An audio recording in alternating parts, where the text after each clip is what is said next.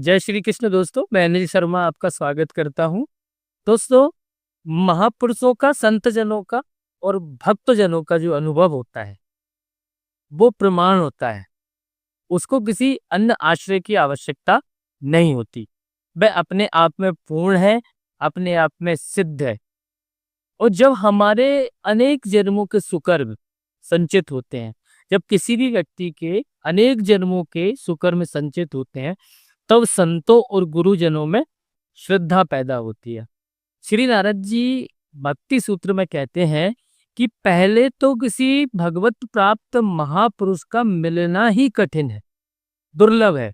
मतलब आसानी से नहीं मिलेगा। और उससे भी दुर्लभ है मिले हुए संत में श्रद्धा हो जाना। दीर्घ काल तक, लंबे समय तक साधन मतलब भक्ति करने के पश्चात एक साधक अर्जित क्या करता है, कमाता क्या है? कमाई क्या करता है? श्रद्धा और विश्वास, यही कमाता है।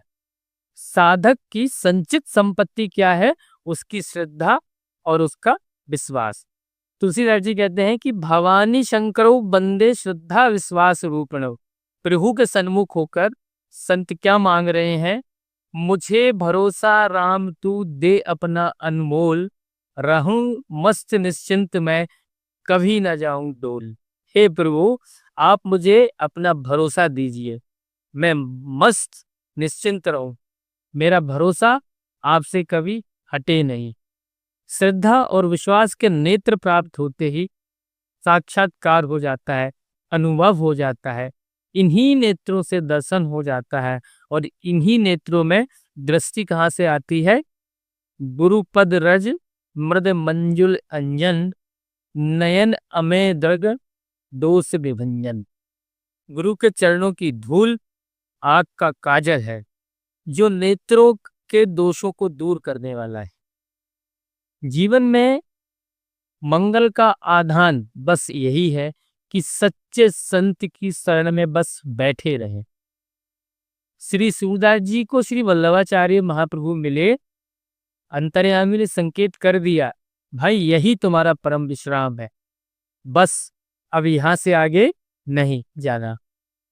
बस विश्वास मिला और सूरदास जी ने वल्लभाचार्य महाप्रभु के चरणों में अपना आप को ज्यों का त्यों निवेदन कर दिया। गुरु के चरणों में बैठने की योग्यता क्या है? गुरु के पास सच्चे होकर जाइए। सच्चे मतलब जैसे हैं वैसे, ज्यों के त्यों। वो आपको ज्यों का त्यों स्वीकार करने के लिए प्रस्तुत है। आप जैसे हो वैसे जाओगे तभी स्वीकार किए जाओगे, अन्यथा प्रकृति प्रभु के निकट जाने नहीं देगी। बनावटी कपटी छली जीव को भगवान के पास जाने से प्रकृति रोक देती है। लाग लपेट की आवश्यकता तो संसार को है। संसार नहीं झेल सकता सत्य को।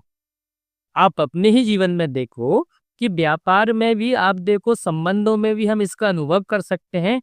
जो हमें अच्छा नहीं लगता, मन को नहीं सुहाता है, फिर भी उसके साथ हमें उठना बैठना पड़ता है, बोलना पड़ता है, सब करना पड़ता है।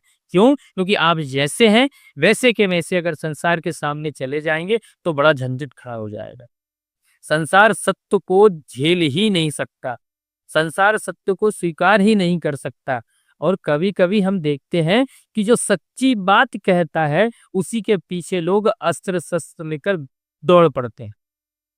संत जीवन भर संसार में रहते कितनी प्रतिकूलता झेलते हैं, क्योंकि संत सच्ची बात कहते हैं। सच संसार को चाहिए नहीं। तात्पर्य यह है कि संसार को सत्य नहीं चाहिए। इसलिए तुलसी बाबा कह रहे हैं कि तुलसी ममता राम सो समता सब संसार।